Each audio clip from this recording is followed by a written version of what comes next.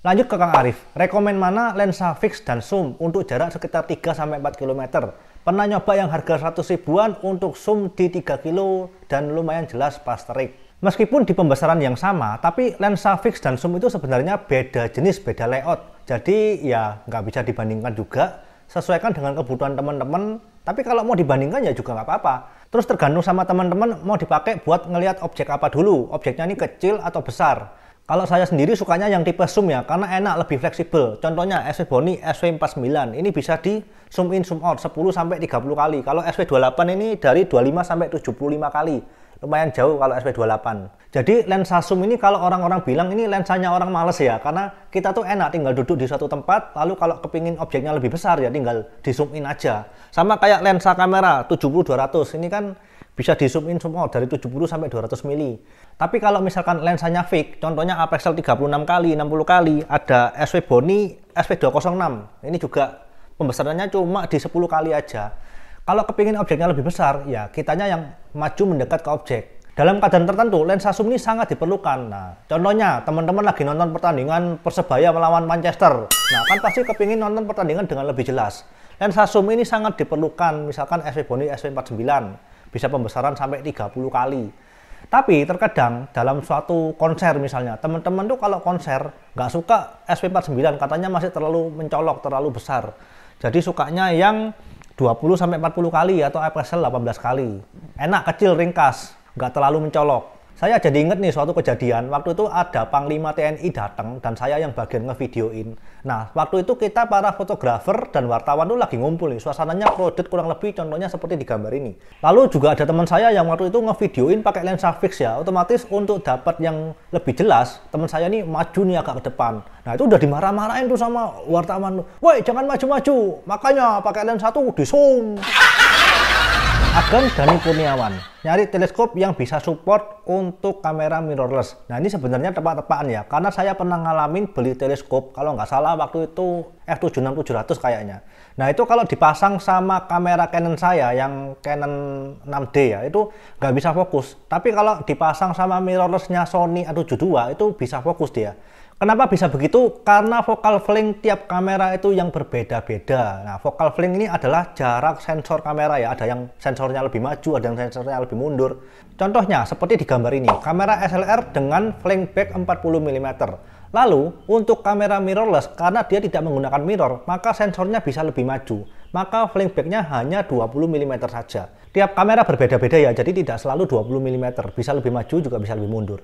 Nah, kita bisa tahu seberapa jauh jarak dari focal length kamera kita dengan cara melihat di mana letak sensor dari kamera kita. Biasanya ditandai dengan logo 0 coret ya, atau mirip dengan lubang hitam, black hole. Jadi di mana logo sensor tersebut ditaruh, berarti sensor kamera tersebut sejajar dengan logo itu ya. Selanjutnya dari Agan Budi Wahyudi, kenapa kamera tidak menggunakan sistem binokuler? Bukankah itu sebuah inovasi yang bagus agar mirip mata?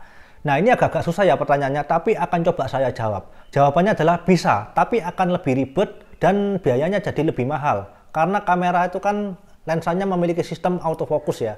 Belum lagi kalau besok-besok AF-mu pedot, nah tambah larang kon misalnya servis. Nah, kalian nggak tahu kan kalau dalamnya lensa tuh ruwetnya itu kayak gini. Terus teman-teman mau tahu nggak kalau lensa itu AF-nya mulai rusak? Nah, ini gejalanya seperti ini ya. Dulu saya pernah ngalamin dan ini sudah saya videoin.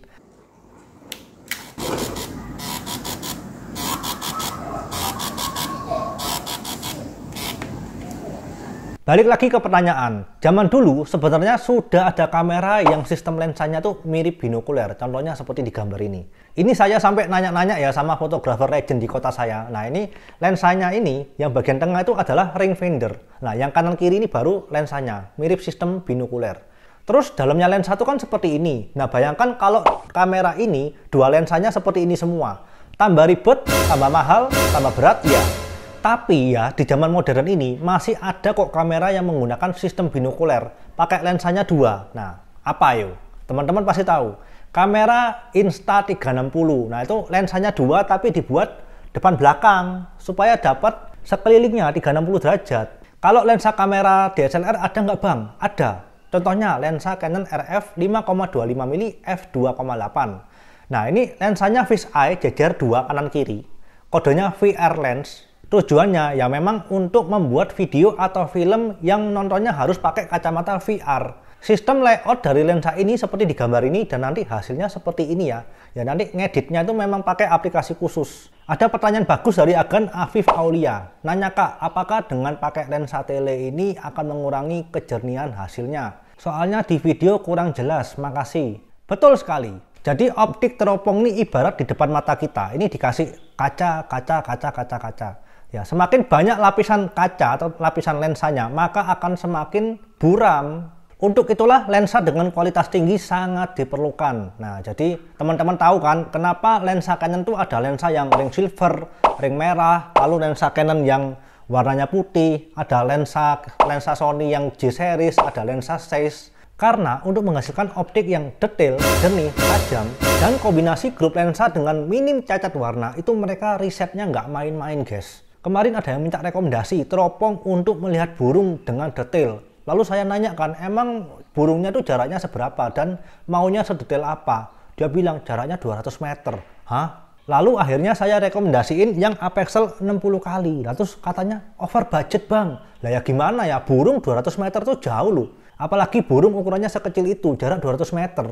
Bahkan ya ada ahli pengamat satwa liar yang berkata seperti ini. Teropong 8x32 saya jauh lebih berguna daripada lensa 500 mili saya untuk mengamati satwa liar. Ya emang betul, kenyataannya kita terlalu jauh nih, memang lebih susah pakainya. Biasanya teropong untuk pengamatan birding atau satwa liar, jarak satwanya itu sekitar 20-50 meter dari kita. Jadi cukup pakai pembesaran 7 kali, 8 kali, dan 10 kali. Jadi SV Boni SV49 ini bisa, SV206 bisa, apexel 36 kali bisa. Soalnya kalau pembesaran semakin tinggi itu teman-teman akan semakin kesusahan mengontrol getaran tangan. Akhirnya gambarmu jadi nggak stabil, lalu bidang pandangnya juga semakin menyempit. Gampang bang, solusinya pakai aja tripod. Iya bisa pakai tripod ya, tapi kalau nanti burungnya terbang, kalian tetap aja bakal susah ngikutinnya lagi atau kalian harus cari-cari ulang. Jadi untuk pengamatan burung ini sebenarnya apexel 18 kali itu aja udah cukup ya. Kalau mau yang lebih bagus ada SV Boni SV49, SV206 atau juga ada Celestron Up Close G7 dan G8. Bang, saya nih pinginnya ngamatin harimau. Kalau harimau kan nggak bisa nih dari jarak dekat. Jadi harus pakai lensa yang zoomnya jauh. Nggak bisa disamakan karena yang ngamatin harimau itu biasanya orang yang levelnya sudah pro ya. Contohnya fotografernya National Geographic. Nah itu pakai lensa yang telenya sudah sekelas 800 mili sampai 1600 mm dan dia juga pakai tripod. Itu pun mereka juga nggak main-main ya, ngamatinnya pun mereka pakai peralatannya lengkap, contohnya pakai Gilin Suite. Dan karena mereka sudah pro dengan alat-alat yang mereka pakai, maka mereka pakai lensa tele yang bidang pandangnya sempit pun mereka nggak kesusahan untuk mencari objek, udah biasa. Kalau teman-teman pengen nyoba ya silahkan, tapi ya nggak perlu ngamatin harimau juga kali, ya mungkin bisa ngamatin angsa, domba, kerbau, sapi. Mau pakai lensa tele ya silahkan, tapi kalau misalkan lensa telenya dirasa mungkin terlalu tinggi, bidang pandangnya sempit, susah nyari objeknya, boleh sambil bawa teleskop pengintai atau spotting scope. Oh ya, buat teman-teman yang pengen koleksi mainan astronomi, ada roket, ada shuttle space, ada ISS, ada pesawat luar angkasa, dan juga ada yang jumbo. Nanti linknya semua saya taruh di deskripsi dan semoga video ini dapat membantu.